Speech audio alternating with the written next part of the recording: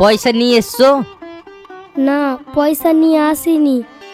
না, ধার হবে না। তাহলে কি আমরা ওষুধের অভাবে ধুকে ধুকে মরে যাব? কি হলো, ওষুধ নিয়ে এলে না? ধার দিবে না। ধার দিবে না তো আমি এরকম এই বিছানায় পড়ে থাকবো?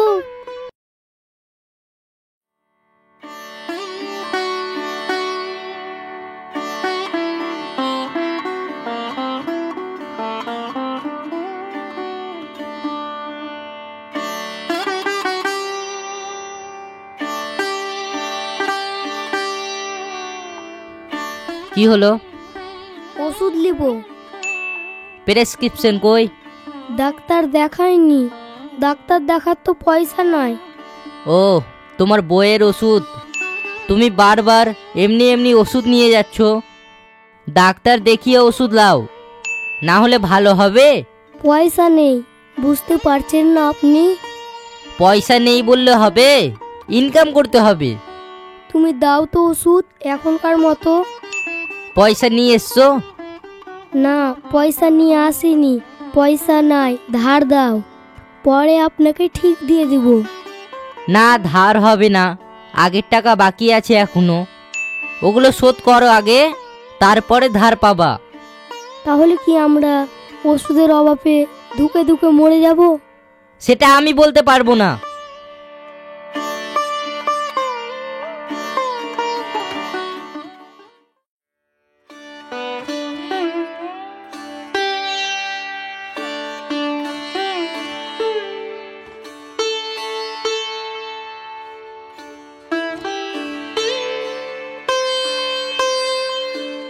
কি হলো, ওষুধ নিয়ে এলে না?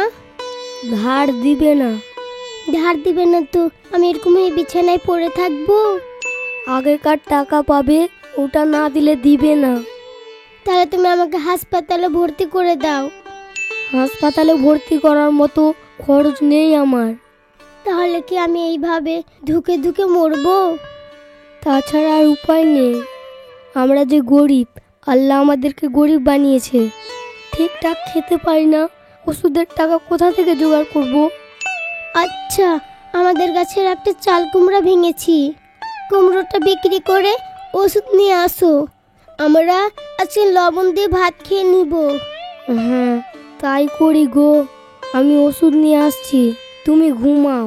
তাড়াতাড়ি বিক্রি করে ওষুধ নিয়ে আসো, আমি মরে যাচ্ছি। ওষুধ না খেলে আর বাঁচবো না।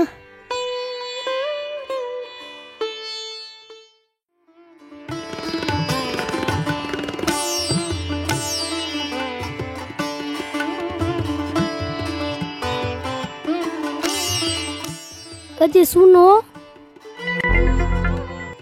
কি হলো? কুমড়াটা লিবা? না না, লিব না, এগুলো আমরা খাই না।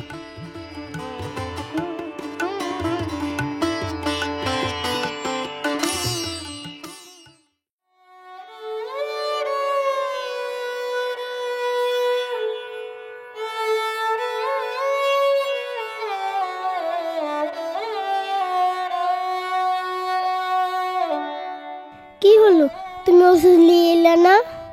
অনেকজনকে জিজ্ঞেস করলাম, কেউ এটা কিনবে না। তাহলে কি আমি আর বাঁচবো না? এভাবে মরে যাব? না না, তুমি এই কথা কেন বলছো? আমি আছি তো। হয়তো কুমড়াটা আমাদের ভাগ্যই আছে, আজকে আমরাই খাবো। আমি যে ওষুধ না খেলে উঠতে পারছি না। আমি কি করব বলো? আমি তো চেষ্টা করছি, কিন্তু হচ্ছে না। চিকিৎসার অভাবে, টাকার অভাবে মানুষ ধুকে ধুকে মরে যাচ্ছে।